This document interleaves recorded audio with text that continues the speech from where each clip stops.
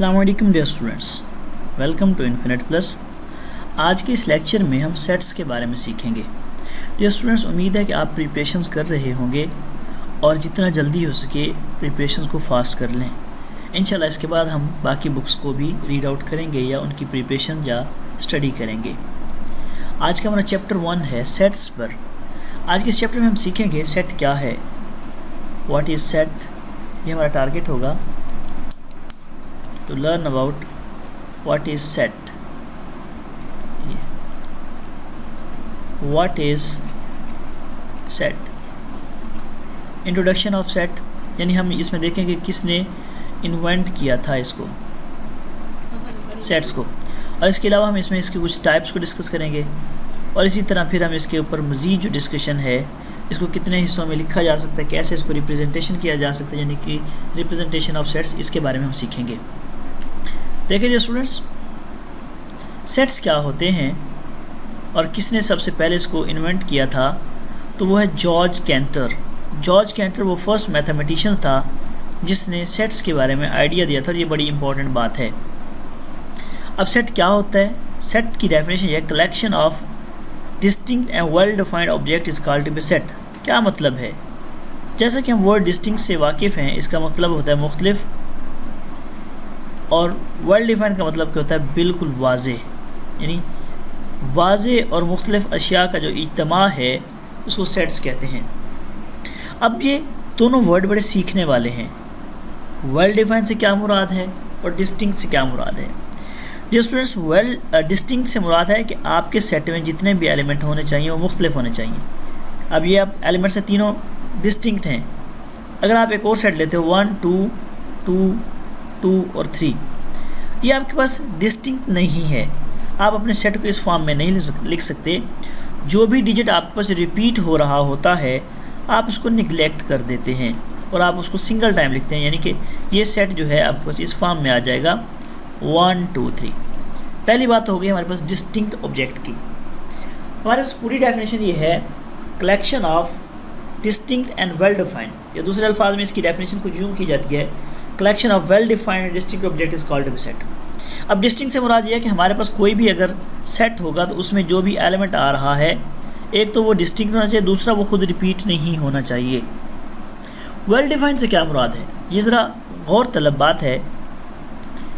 Well defined से मुराद ये है कि आप किसी सेट जो लिया है, वाज़े और मुख्तलिफ अशिया का जो इज्तमा लिया है, आप उसके बारे में 100% यानी बल्कि 150-100% आप कह सकें किस चीज़ के बारे में कि वो चीज़ आपके सेट में शामिल है या नहीं है, इसको कहते हैं वेल डिफाइंड। मसलन अब फॉर एग्जांपल हमारा ये लेक्चर रिकॉर्ड हो रहा है।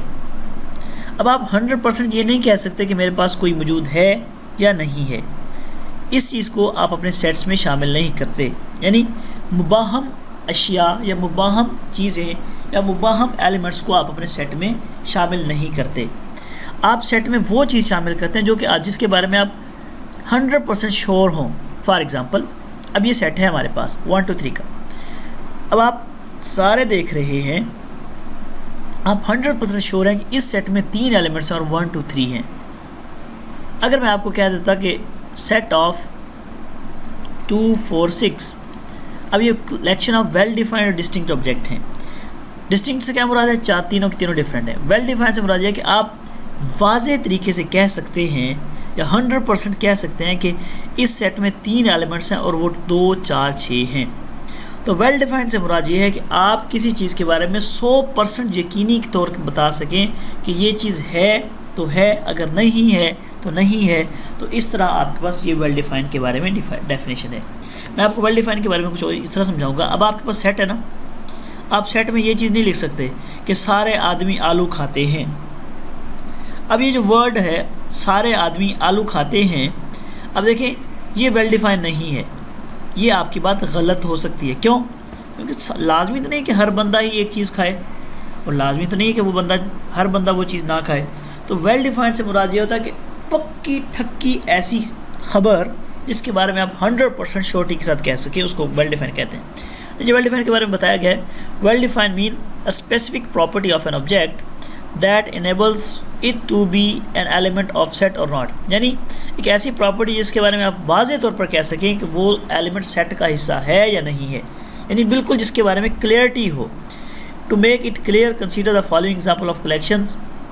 The collection of good stories, the collection of tasty foods, the collection of favourite poems.